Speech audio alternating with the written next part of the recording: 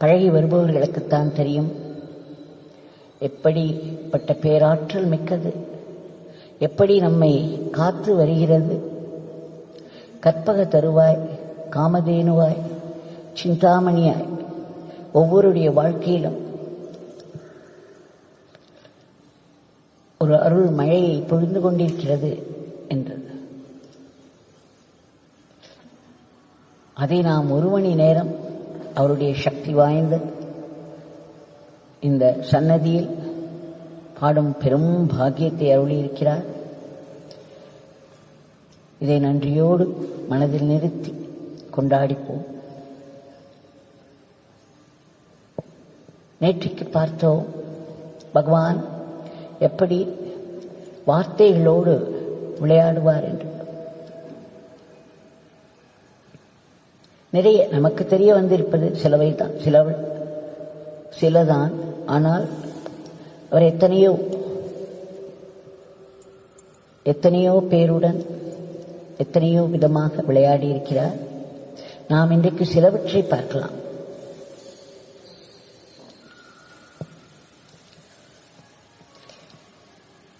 Lucy blue என்பவர் Hilda Charlton என்று New York நகரில் ஒரு அம்மையார் இருந்தார். அவர் இந்தியாவிற்கு அடிக்கடி வந்து பல மகாத்மாக்களுடன் பழகி ஒரு அட்வான்ஸ்டு சோல் என்று சொல்லும்படியான நிலையில் இருந்தார். அவருக்கு கிட்டத்தட்ட ஒரு 300 பக்தர்கள். அவர்களுக்கு ஒரு பெரிய ஆசிரமம் இருக்கிறது நியூயார்க்கில். அங்கு அவர்கள் எப்பொழுதும் கூடுவார்கள். அப்பொழுது ஹில்டா அவர்கள் அவருடைய அனுபவங்களை எல்லாம், மகாத்மாக்களோடு சேர்ந்த அனுபவங்களை எல்லாம் எடுத்துரைப்பார். அவருடைய அந்த சேவா லேண்ட் என்ற அந்த சேவா ஆசிரமத்தில் இருக்கும் அத்தனை பக்தர்களுக்கும் நம் பகவானை பற்றி நன்கு தெரியும். அவர் அப்படி எடுத்துச் சொல்லி இருக்கிறார் ஹில்டா அவர்கள். பகவான் கடைசியாக ஒரு 7 வருடம்தான் தன்னை மிகவும் வெளிப்படுத்திக் கொண்டார். அதுவரையிலும் மறைந்து சன்னதி தெரு வீட்டில் கூட யாரையும் அவர் கூடவே வைத்துக் கொள்ளவில்லை. 59 திருவண்ணாமலைக்கு வந்தவர் 7 வருடங்கள் 59 திருவண்ணாமலை தெருக்களில் தான் சுற்றி கொண்டிருந்தார். ஆங்காங்கே சில இடங்கள் வைத்திருப்பார். அங்கும் யாருக்கும் தெரியாமல் இருந்து அவருடைய இறைப்பணியை செய்து வந்தார். அதுவும் கூட்டங்கள் என்றாலே அவருக்கு அலர்ஜி. கூட்டமாக யாரேனும் வந்தார்களானால் அங்கிருந்து எழுந்து ஓடிவிடுவாராம். ஒரே ஓட்டம்தான்.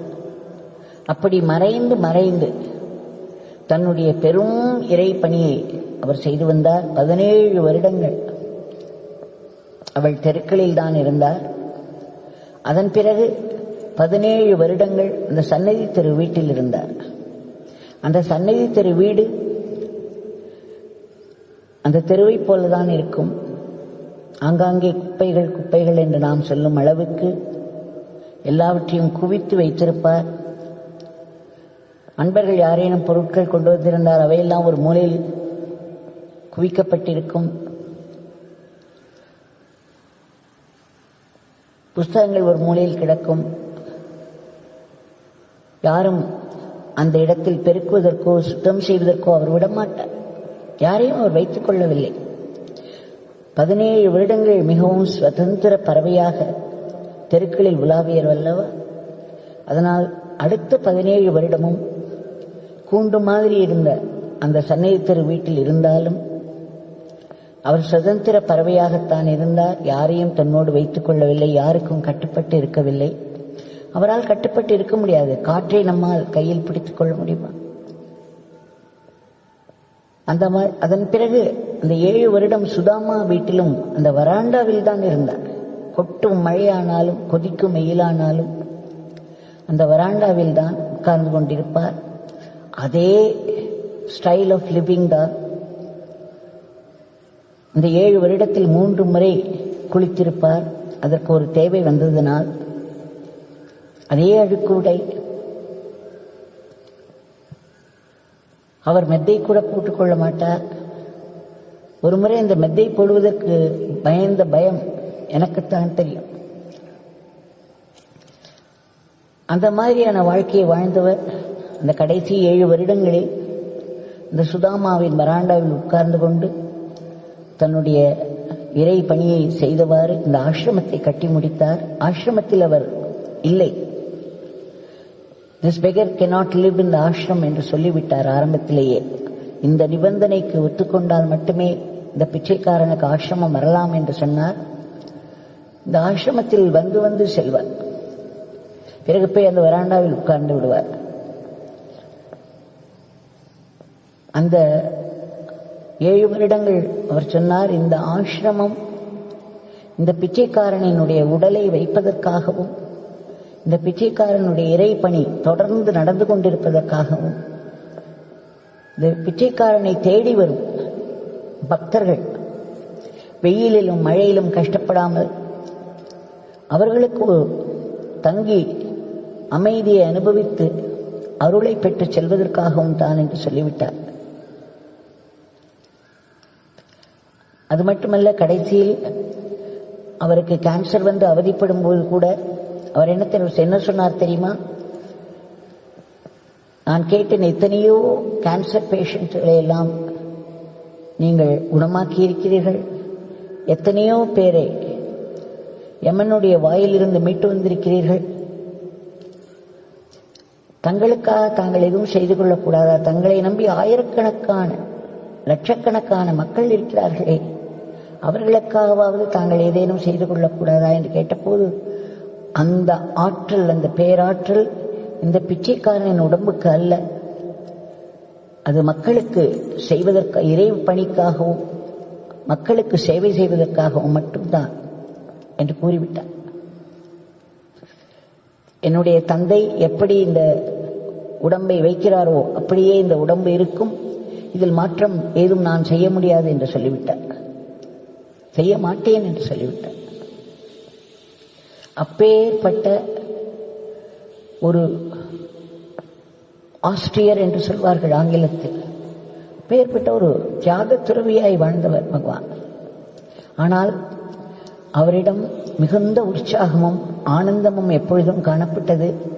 அவருடைய வார்த்தைகளில் எல்லாம் ஒரு பொருள் பொதிந்த ஆழம் இருக்கும். இப்பொழுது அவர் வார்த்தைகளோடு விளையாட சில நிகழ்ச்சிகளை பார்ப்போம். லூசி ப்ளூ என்பவர் இந்த ஹில்டா அம்மையாருடைய நியூயார்க் அந்த சேவாசிரமத்தைச் சேர்ந்தவர். அவரை ஹில்டா அம்மையார் ஒரு குழுவாக அனுப்பினார் பகவானுடைய யோகிராம் சுரத்குமார் தரிசனத்திற்காக. எப்பொழுதுமே பகவான் யார் வந்தாலும் அவர்களுடைய பெயர் என்ன என்று கேட்பார், அவர் என்ன வேலை செய்கிறார் என்று கேட்பார். இவர் லூசி ப்ளூ, அவருக்கு ஜோதி என்று பெயர் கொடுத்திருந்தார்கள். அவரிடம் இவர் கேட்டபொழுது அவர் சொன்னார், நீங்கள் எங்கு வேலை பார்க்கிறீர்கள் என்று பகவான் கேட்டாராம். அவர் சொன்னாராம், நான் யுனைடெட் நேஷன்ஸ், ஐக்கிய நாடுகள் சபையில் வேலை பார்க்கிறேன் என்று சொன்னாராம். உடனே பகவான், ஓ லூசி ப்ளூ நாடுகளை எல்லாம் ஐக்கியம் செய்து வருகிறார் என்று சொல்லி சிரித்தாராம். She is uniting the nations என்று சொல்லி பெரிதாக சிரித்தாராம், ஆனந்தமாய் சிரித்தார். பிறகு அந்த அம்மையார் சொல்கிறார், அந்த லூசி ப்ளூ ஜோதி என்ற அந்த அம்மையார் சொல்கிறார், அங்கு இலி கோஹன் என்பவர் இருந்தார். அவரிடம் நீங்கள் என்ன வேலை செய்கிறீர்கள் என்று கேட்டாராம். உடனே அவர் சொன்னாராம், கார்பெண்டர், கார்பென்ட்ரி, நான் தச்சனாக இருக்கிறேன், மரவேலை செய்பவன், அதை கார்பெண்டர் என்று இங்கிலீஷில் சொல்வார்கள். உடனே பகவான், ஓ கார்பெண்டர், கார்பெண்டர், கார்பெண்டர் என்று சில தடவைகள் திரும்ப திரும்ப சொல்லிக்கொண்டே இருந்தார். அது எப்படியோ சிறிது சிறிதாக மாறி, எப்படியோ என்ன அவருடைய சங்கல்பம், அவர் வேண்டுமென்றே பகவான் அதை சற்று மாற்றி கார் பெயிண்டர் என்று முடித்தார். அப்பொழுது இந்த லீ கோஹனுக்கு ஒரு பெரிய ஆச்சரியம். இவர் எப்படி இப்படி சொல்கிறார்? நாம் கார்பெண்டர் என்று தானே சொன்னோம், அதை கார் பெயிண்டர் என்று ஆக்கிவிட்டாரே என்று ஒரே ஆச்சரியம். ஏனென்றால் அவர் கடைசியாக செய்து வரும் தொழில் அந்த கார்களை பெயிண்ட் செய்வதுதான். கார்பெண்டராக இருந்தவர் கடைசியாக அவர் எடுத்துக்கொண்ட ஒர்க் கார் பெயிண்ட் பண்ணுவது. எப்படி பகவான் அந்த ஒரு வார்த்தையை வைத்தே விளையாடி அந்த உண்மைக்கு கொண்டு வந்து விடுகிறார் பாரு. அப்பேற்பட்ட ஆச்சரியம் எல்லோரும் முகத்திலும். இன்னொரு முறை அங்கே இருந்தவர்களுடைய ஒருவரின் பிரச்சனையை பற்றி யாரோ சொன்ன பொழுது அவர் என்ன செய்கிறார் என்று கேட்டார். அவர் லாயர் என்றார். ஓ லாயர் லாயர் லாயர் லாயர் என்று சொல்லி முடித்து விட்டார். இந்த லாயர் என்பவரை கடைசியாக லயர் என்று சொல்லி முடித்து விட்டார். அதில் என்ன உண்மைகள் பொதிந்து இருந்ததோ நமக்கு தெரியாது. ஆனால் சில வேளைகளில் நாம் கேட்டிருக்கிறோம் அல்லவா, லாயர்களுக்கு அவர்களுடைய ஒரு கட்சிக்காரர்களுக்காக சில சமயங்களில் ஒன்றை நிரூபணம் செய்வதற்கு அவர்கள் பொய் சொல்ல வேண்டியிருக்கும் என்று. நமக்கு தெரியாது அது எவ்வளவு தூரம் உண்மை என்று. ஆனால் பகவான் அன்றைக்கு அவரை பற்றி சொல்லும் பொழுது லாயர் லாயர் லாயர் லயர் என்று முடித்தார். இப்படி ஒரு விளையாட்டு வார்த்தைகளோடு நான்சி பிராண்ட் என்பவர், அவருடைய கணவர் ஜான், அவரிடம் அவர்கள் எல்லோரும் ஒரு குழுவாக பகவானை பார்க்க வந்திருந்தார்கள். உடுப்பி ஹோட்டலில் அறைகள் எடுத்து பல அறைகள் எடுத்து அவர்கள் அடுத்த அறைகளில் தங்கிக் கொண்டிருந்தார்கள். ஹில்டா அம்மையார் தான் அவர்களை அனுப்பி வைத்திருந்தார். அவர்கள் மறுநாள் கிளம்பி இவரை பார்ப்பது வருவதாக இருந்தார்கள். அந்த ரூம்களில் படித்து உறங்கிக் கொண்டிருந்தார்கள். விடிகாலை நேரம் திடுமென்று பகவான் அங்கே சென்று விட்டார். அவர்களுடைய தலைவரை, அந்த விக்டர் ப்ளூ என்பவரை கூப்பிட்டு அனுப்பினார். அவர் ஓடி வந்தார். எதிர்பார்க்கவே இல்லை. யாரை தரிசனம் செய்ய வந்தோமோ அவர் வந்து அந்த உடுப்பி ஹோட்டல் ஹாலில் இவர்களுக்காக காத்துக் கொண்டிருக்கிறார் என்றால் எப்படி இருக்கும்? எல்லோரும் ஆங்காங்கே அப்பொழுதுதான் மெல்ல தூக்கத்திலிருந்து விழித்துக் கொள்கிறார்கள். எல்லோரும் அவரவர்கள் அறைகளில் இருக்கிறார். அதன் பிறகு இவர் அந்த விக்டர் அவர்களுடைய கையை பிடித்துக் கொண்டு ஒவ்வொரு அறையாக சென்று கதவை தட்டினாராம் பகவான். அவர் விக்டர் சொல்கிறார், கதவை திறந்தவர்கள் முகத்தில் அப்படி ஒரு ஆச்சரியம். அவர்கள் கண்கள் வெளியே வந்தன, கண்கள் பிதுங்கின, சிலர் தலையை பித்துக் கொண்டார்கள். யாருமே எதிர்பார்க்கவில்லை. யோகிராம் சுரத்குமார் அவர்கள் அந்த கதவை தட்டி வாசலில் நிற்கிறார் என்று. இப்படி அவர் மிகவும் நகைச்சுவையோடு ஒவ்வொருவருடைய ரியாக்ஷனையும் சொல்லிக்கொண்டே போகிறார். அதன் பிறகு அவர்கள் எல்லோரும் ஒரு இடத்தில் கூடினார்கள். பகவான் வந்து உட்கார்ந்து விட்டார். அதில் ஸ்டீவ் என்று ஒருவர் இருந்தார். பகவான் அவரை கேட்டார், ஸ்டீவ், நீங்கள் என்ன செய்கிறீர்கள் என்று. அவர் சொன்னார், நான் என்னுடைய ரியல் எஸ்டேட்டில் என்னுடைய தாய்க்காக நான் வேலை பார்த்து கொண்டிருக்கிறேன். என்னுடைய அம்மா அதில் இருக்கிறார்கள் ரியல் எஸ்டேட்டில். அவர்களுக்காக நான் அங்கு வேலை பார்த்து கொண்டிருக்கிறேன் என்று சொன்னார். ஓ, நீங்கள் உங்கள் தாய்க்காக வேலை பார்க்கிறீர்கள், இந்த பிச்சைக்காரன் என்னுடைய தந்தைக்காக வேலை பார்க்கிறான் என்று சொல்லி பெரிதாக சிரித்தார். அதன் பிறகு நான்சி பிராண்ட் என்பவரை பார்த்து, நீங்கள் என்ன செய்கிறீர்கள், உங்கள் கணவர் ஜான் என்ன செய்கிறார் என்று கேட்டாராம். உடனே அவர் சொன்னாராம், ஜான் ஒரு சைக்கோ தெரபிஸ்ட். அவரை இந்த சைக்கோ தெரபிஸ்ட் என்று சொன்னால் பகவானுக்கு புரியுமோ புரியாதோ, அவர் எந்த பேக்ரவுண்டில் இருந்து வந்திருக்கிறாரோ அவ்வளவு இங்கிலீஷோ அல்லது அவருக்கு அவ்வளவு அந்த வார்த்தையை பற்றிய ஞானம் இருக்கிறதோ இல்லையோ என்று சந்தேகப்பட்டு அந்த சைக்கோ தெரபிஸ்ட் என்பவர் அவருடைய வேலை அவரிடம் வரும் நோயாளிகளுடைய பிரச்சனைகள், உறவுகளினால் வரும் பிரச்சனைகள், கணவருக்கு மனைவியினால், மனைவிக்கு கணவரினால், அவர் மற்ற உறவினர்களினால், குழந்தைகளினால், இப்படி பல பிரச்சனைகள் இருக்கும் அல்லவா. அந்த உறவுகளின் வழியே வரக்கூடிய அந்த பிரச்சனைகளை எல்லாம் அவர் டீல் பண்ணி அவர்களுக்கு சிகிச்சை அளித்து அந்த உறவில் இருக்கக்கூடிய அழுத்தங்கள், மன அழுத்தங்களை எல்லாம் மாற்றித் தருவார், அந்த வேலையை செய்கிறார் என்று சொன்னார். உடனே பகவான், ஓ சைக்காலஜிஸ்ட் என்று கேட்டாராம். இவருக்கு ஒரே வெட்கமாகிவிட்டது. ஆம், எவ்வளவு சிம்பிளாக பகவான் சைக்காலஜிஸ்ட் என்று சொல்லிவிட்டார். நாம் சைக்கோ தெரபிஸ்ட் என்று சைக்கோ அது என்னவென்று இவ்வளவு தூரம் விளக்கியுள்ளோம். இவர் ஒரே வார்த்தையில் அதை அடக்கிவிட்டாரே என்று அவருக்கு வெட்கமாக போய்விட்டதாம்.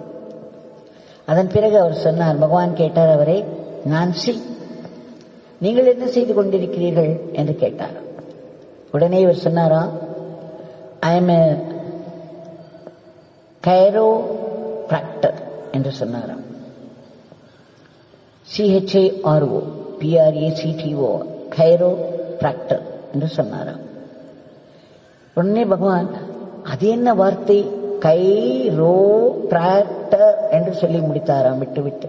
அதன் பிறகு கேட்டாராம், அதுக்கு என்ன அர்த்தம், நீங்கள் என்ன வேலை செய்கிறீர்கள் என்று. உடனே அவர் சொன்னாராம், தி ஸ்பைன், அதாவது முதுகுத்தண்டு, அந்த முதுகு எலும்பு தானே ஆதாரம் நம்முடைய உடலுடைய இந்த ஃப்ரேமுக்கு. அந்த ஸ்பைன் ஹெல்த், அந்த ஸ்பைன் முதுகுத்தண்டினுடைய நலத்திற்காகவும் அதனுடைய ஆரோக்கியத்திற்காகவும் அதை சார்ந்து இருக்கக்கூடிய நரம்புகள்,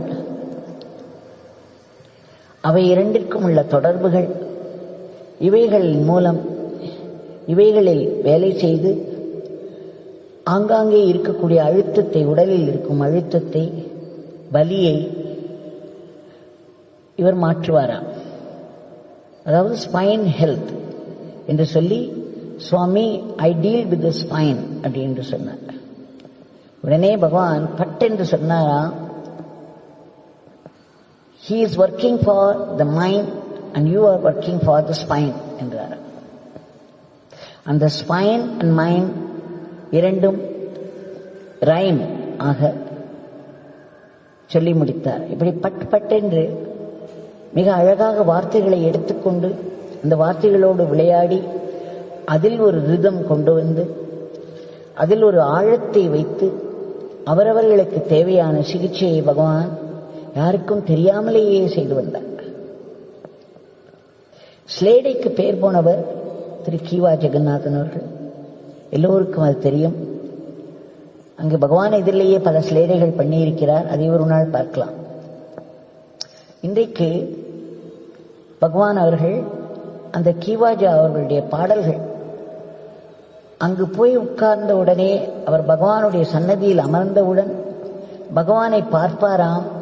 அவருடைய வாயிலிருந்து கடகடகடவென்று அந்த பாடல்கள் அருவியாய் கொட்டுமா. அந்த சமயத்தில் அது எழுதி கொள்ளக்கூட வேகம் இருக்காது என்றால் அத்தனை வேகத்தில் அவருடைய வாயிலிருந்து அருவியாக கொட்டிய பாடல்கள் தான் கீவாஜா பாடல்கள். பகவான் சொல்வார், அவருடைய நாக்கில் என் தந்தை உட்கார்ந்து அந்த பாடல்களை எல்லாம் வெளிக்கொணர்ந்தார் என்று சொல்வார். அந்த பாடல்களுக்கு மிகவும் வலு ஜாஸ்தி. அந்த பாடல்கள் ஒவ்வொன்றும் பகவானால் ஆசீர்வதிக்கப்பட்டவை. அந்த பாடல்களை நாம் பாடும் பொழுது அந்த ஆசீர்வாதம் அப்படி நம்மை அடையும். அப்படி ஒரு பவர்ஃபுல் சாங்ஸ். அதை பற்றி கீவாஜா அவர்களிடம் பகவான் சொல்லிக் கொண்டிருந்த பொழுது ஒரு நாள் ஒரு சாஸ்திரி ஒருவர் வந்தார். அவருக்கு எப்பொழுதும் பகவான் பழம்தான் கொடுத்து அனுப்புவார். அன்றைக்கு என்னவோ மாற்றி உள்ளே சென்று கீவாஜா புத்தகம், பாடல் புத்தகம் ஒன்றை எடுத்து வந்து அதில் தன் கையெழுத்திட்டு அந்த சாஸ்திரியிடம் பிரசாதமாய் கொடுத்தார். அந்த சாஸ்திரி மிகுந்த பக்தியுடையவர். அவர் அதை எடுத்துக்கொண்டு அதை தன் மார்போடு அணைத்துக் கொண்டு சென்றாராம். அவர் 2 மைல்கள் வழியில் வயல்களை கடந்து செல்ல வேண்டும் தன் வீட்டுக்கு. அப்படி அவர் நடந்து செல்லும் பொழுது அந்த வயல் நடுவே ஒரு பாம்பு கடித்து விட்டதாம். அந்த பாம்பு கடித்தவுடன் இவருக்கு ஏதோ ஒன்று மிகப்பெரிய ஒரு ஜந்து தன்னை கடித்து விட்டது என்று தெரிந்தது. அவர் பகவான் கொடுத்த அந்த புத்தகத்தை இறுக கட்டிக்கொண்டார் மார்போடு. அதன் பிறகு நடந்தார் வேகமாக. 2 மைல்கள் நடந்திருக்கிறார் பாம்பு கடித்த காலோடு. தன் வீட்டிற்கு சென்றுதான் மயக்கமடைந்து விழுந்தார்.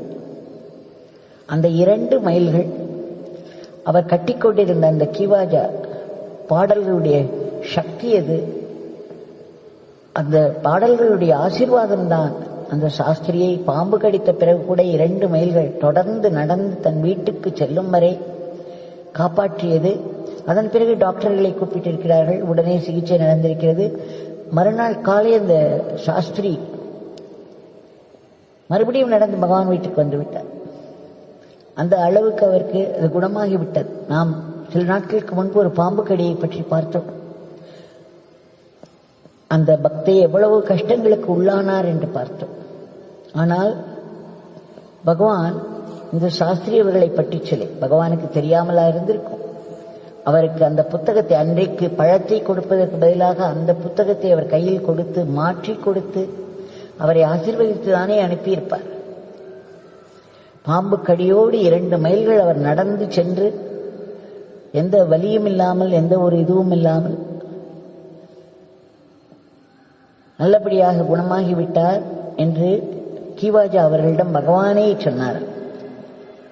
சொல்லிவிட்டு, உங்களுடைய பாடல்கள் எல்லாம் தெய்வீகமானவை, அவைகளுக்கு அத்தனை பவர், அத்தனை சக்தி இருக்கிறது. அந்த சக்தியின் உதவியால் தான் அன்றைக்கு அந்த சாஸ்திரி பிழைத்தார், விரைவில் குணமாகிவிட்டார். அவ்வளவு சக்தி உங்கள் பாடல்களுக்கு என்று சொன்னாராம். அதற்கு பிறகு பகவான், இந்த பாடல்களை பாடுபவர்கள் எல்லோரும் அதில் ஒரு அமைதி கிடைக்கிறது என்று சொல்கிறார்கள். இந்த பாடல்களை பாடிய பின்பு அவர்களை அமைதி ஆட்கொள்கிறது என்று, அதாவது they get peace என்று PEAC அதை சொன்னாராம். உடனே கிவாஜா அவர் ஸ்லேடை செய்வார் அல்லவா, அவர்களுக்கு பீஸ் கிட்டலாம், ஆனால் பீஸ் மீல் கிட்டுமா என்று. அந்த பீஸ் மீல் என்பது கொஞ்சம் கொஞ்சமாக ஒரு இன்ஸ்டால்மெண்ட் மாதிரி என்று அர்த்தத்தில் சொல்வது உண்டு. ஆனால் இவர் கிவாஜா அவர்கள் அதில் இந்த மீல் என்பதை எடுத்துக்கொண்டு பீஸ் மீல், அதாவது சோறு போடுமா, அமைதியை கொடுக்கும், அதனால் இந்த மாதிரி வேறு பயன் கிட்டுமா என்பது போல் சொன்னாரா. உடனே பகவான் பட்டென்று அது பீஸும் கொடுக்கும் மீல்ஸும் கொடுக்கும் என்றாராம். எப்படி அவர்கள் ஒருவருக்கொருவர், கிவாஜா ஸ்லேடைக்கு பேர் போன நிபுணர், பகவான் அவரை எப்படி மடக்கினார் பாருங்கள். உங்கள் பாடல்களை படித்தால் அமைதி கிட்டும் என்று பகவான் சொல்கிறார். அமைதி கிட்டுகிறது என்று பக்தர்கள் சொல்கிறார்கள் என்று சொல்கிறார். அவர் உடனே பீஸ் கிடைக்கும், ஆனால் பீஸ் மீல் கிடைக்குமா என்று கேட்கிறார். உடனே பகவான் பட்டென்று அவர்களுக்கு பீஸும் கிடைக்கும் மீலும் கிடைக்கும் என்று முடிக்கிறார் என்று சொல்லி உடனே ஒரே ஆனந்தமான வெடிச்சிரிப்பு. கிவாஜா அவர்களும் பெரும் சிரிப்பு சிரித்தாராம். எல்லோரும் அங்கு இருக்கிறவர்கள் அத்தனை பேரும் ஆனந்த வெள்ளத்தில் ஒரு தண்டரஸ் லாஃப்டர் என்று சொல்வார்கள் அல்லவா, அந்த மாதிரி ஒரு ஸ்லேடை நிபுணரையே பகவான் மடக்கி விட்டார். ஒரு முறை நான் பகவானிடம் சென்ற பொழுது, அப்பொழுது எப்படியாவது சந்நியாசம் வாங்கிவிட வேண்டும் அவரிடம் இருந்து என்று ஒரு தீர்மானமாக இருந்தேன். அன்றைக்கு நான் வாயை திறந்து எனக்கு சந்நியாசம் கொடுங்கள் என்று கேட்க ஆரம்பிக்கும் பொழுதெல்லாம் பகவானும் பேச ஆரம்பித்து விடுவார். அதனால் என்னால் அந்த வார்த்தையை முடிக்கவே முடியாது. நான் பகவான் என்று ஆரம்பிப்பேன், உடனே அதே நேரத்தில் அவர் ஆரம்பித்து ஏதோ சொல்வார். அதன் பிறகு அடங்கிவிடும் வேறு காட்சிகள். மறுபடியும் சிறிது நேரம் கழிச்சு பகவான் என்று ஆரம்பிப்பேன். அதே சமயத்தில் அவரும் ஆரம்பிப்பார். அதன் பிறகு கடைசியில் சொன்னார், உனக்கு சந்நியாசம் தேவையில்லை, அப்பா பார்த்துக் கொள்வார் என்று சொல்லிவிட்டார். அதன் பிறகு நான் சொன்னேன், சரி என்னுடைய பெயரையாவது மாற்றிக் கொடுங்கள் என்று கேட்டேன். உடனே அவர் சொன்னார், உன் பெயரை மாற்ற தேவையில்லை, உன் பெயர் இப்படியே இருக்கட்டும் என்று சொல்லிவிட்டார். எனக்கு அதில் கொஞ்சம் வருத்தம் இருந்தது. எத்தனையோ பேர் ஜோதி அது இது என்றெல்லாம் வைத்துக் கொள்கிறார்கள் திருவண்ணாமலைக்கு வந்து. நமக்கு பகவான் பெயரை என்றால் பகவான் சொல்லியிருக்கிறார், அவரவர்களுக்கு அமையும் பெயரானது அவர்கள் வாழ்க்கையை ஒட்டியதாக இருக்கும். நாம் இருக்கையில் நாம் சொல்கிறோம் அம்மா அப்பா வைத்த பெயர் என்று, இல்லை ஒரு பெரிய மகாத்மா வைத்த பெயர், இப்படியெல்லாம் நாம் சொல்கிறோம் அல்லவா. பகவான் என்ன சொன்னார், யாருக்கு எந்த பெயர் அமைகிறதோ இயற்கையாக அந்த பெயர் அவருடைய வாழ்க்கையை ஒட்டியதான உண்மையை சொல்லும், வாழ்க்கையை ஒட்டியதாகத்தான் இருக்கும் என்று சொல்லியிருக்கிறார். அதனால் நான் சொன்னேன், என்னுடைய பெயரையாவது மாற்றி. அப்பொழுதெல்லாம் எனக்கு தெரியாது பின்னால் பகவான் சுதாமாவிற்கு வரப்போகிறார் என்று. கிருஷ்ணனுடைய தாயின் பெயர் தேவகி அல்லவா. ஆனால் பகவான் சொன்னார், உன் பெயர் உனக்கு பொருத்தமாக இருக்கிறது, அப்படியே இருக்கட்டும் என்று சொல்லிவிட்டார். அதன் பிறகு பின்னால் ஒரு நாள் சுதாமாவிற்கு வருவதற்கு சில நாட்கள் முன்னால் அங்கிருந்த ஒரு சிகரெட் பேப்பர் இருந்தது. அதை எடுத்தார். எடுத்து அதில் ஏதோ ஒன்றை எழுதினார். அன்றைக்கு கூட எனக்கு கொஞ்சம் வருத்தமாக இருந்தது. நம்முடைய பெயர் அதை பழைய பெயராகவே இருக்கிறது. என்னுடைய வாழ்க்கை ஸ்கூலில் படித்தது, காலேஜில் படித்தது, உடனே லெக்சரராக, மிகவும் ஷெல்டர்ட் லைஃப், ரொம்ப ஒரு பாதுகாப்பான வாழ்க்கை. நான் வேலை பார்த்த இடமும் ஒரு ஆசிரமம் மாதிரி, சாரதா காலேஜ். அங்கு ஆசிரம சூழ்நிலை தான் இருக்கும். அப்படி இருந்தது. வேறு ஏதோ நம்முடைய ஆன்மீக வாழ்க்கையை அல்லவா நாம் இவரிடம் வந்து தொடங்கி இருக்கிறோம், அதை ஒட்டிய ஒரு பெயர் கொடுக்க மாட்டேன் என்கிறாரே பகவான் என்ற ஒரு வருத்தம் இருந்தது. அதன் பிறகு ஒரு நாள் அவர் ஒன்றில் எழுதி கொடுத்தார். அவர் என்ன எழுதி கொடுக்கிறார் என்று கூட எனக்கு தெரியவில்லை. அதன் பிறகு நான் அங்கிருந்து கிளம்பும் பொழுது என்னை கூப்பிட்டு என் கையில் அதை போட்டார். அதில் யோகி ராம் சுரத் குமார தேவ்கி தேவ்கி என்று எழுதியிருந்தது. யோகி ராம் சுரத் குமார தேவரனுடைய தேவகி என்று எழுதியிருந்தது. அந்த தேவகி என்பதை வைத்து அவர் விளையாடிய அந்த ஒரு பெரிய ஒரு உண்மையை எனக்கு பரிசாக போட்டார் என் கையில். இப்படி நம்முடைய பெயரை வைத்து ஒரு பெரிய பெரிய உண்மைகளை மிகவும் ஆழத்தோடு காட்டிக் கொடுத்தார். அந்த பகவான் இதோ நம் கண்முன்னே நின்று கொண்டிருக்கிறார். கையை உயரை தூக்கி ஆசீர்வதித்துக் கொண்டிருக்கிறார்.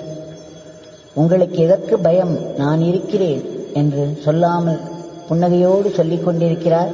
அவரிடம் இன்றைய பிரார்த்தனை சமர்ப்பிப்போம். பகவான்